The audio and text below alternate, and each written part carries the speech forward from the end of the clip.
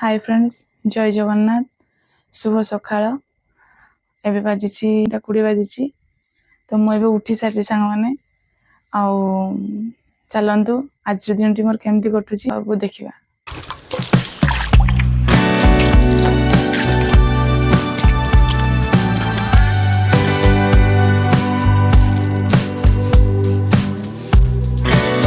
ଜାଣିଥିବେ ସକାଳୁ ଉଠି ଅଲରେଡି କାମ ଦାମ ସରି ଗାଧୁଆ ଗୁଧି ସରି ଖିଆ ସରିଲାଣି, ଜଳଖିଆ ସରିଲାଣି।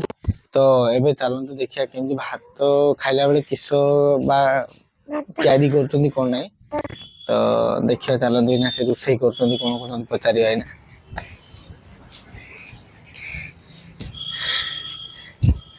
କଣ ରୋଷେଇ କଣ ହଉଛି ଆଜି? ଆଜି ଭାତ ହେଇଛି, ଭାତ ହେଇ ସାରିଛି, ଡାଲି ହବ ଆଉ ଆଳୁ ଭର୍ତ୍ତା ଆଉ ଟମାଟୋ ଖଟା। ଆଉ ମୋର ତ ରାଣୀ ମତେ କିଛି ବି କରତେ ଦଉ ନାହିଁ, ସବୁବେଳେ ବୁଲାଅ। ତ ଦେଖିବାର ତ ମୁଁ କଟିଗଲି କେତେ ବଦମାସି କରୁଛି।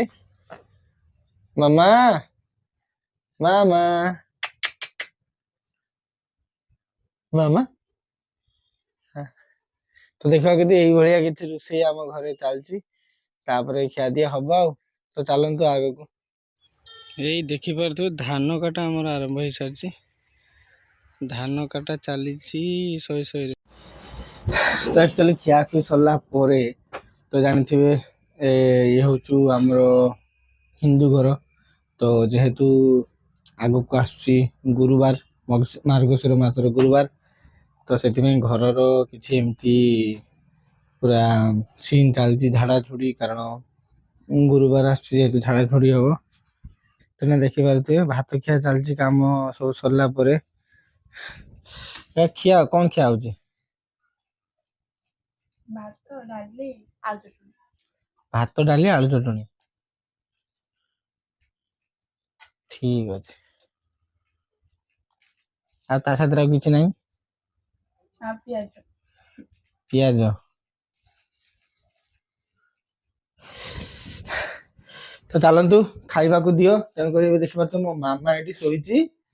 ମାମା ପୁରା ଘୋର ନିଦରେ। ଆକ୍ଚୁଆଲି ପୁରା ସବୁ ଜିନିଷ ପତ୍ର ମାନେ ଯେମିତି ବୁଣି ବାଣିକି ପଡୁଛି, କାରଣ ଘର ପୁରା ସଫା ଚାଲିଥିଲା। ତ ସେଥିପାଇଁ ଦେଖିପାରୁଥିବେ ମୋ ମାମା ଏଠି ଶୋଇଯାଇଛି ଆଉ ଘର ନିଦରେ। ତ ଆମେ ଏଇନା ଚାଲିବା ଆମ କର୍ମରେ ଆଉ। ଦେଖନ୍ତୁ ଆଗକୁ କଣ ହଉଛି ଆଉ।